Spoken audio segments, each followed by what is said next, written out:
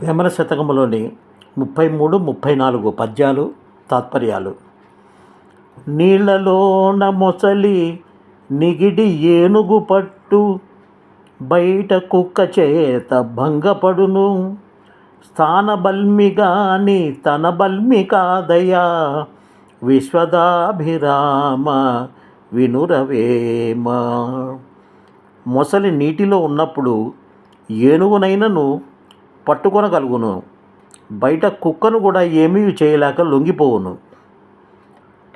నీళ్లలోన మీను నిగిడి దూరము పారు, బయట మూరెడైన బారలేదు.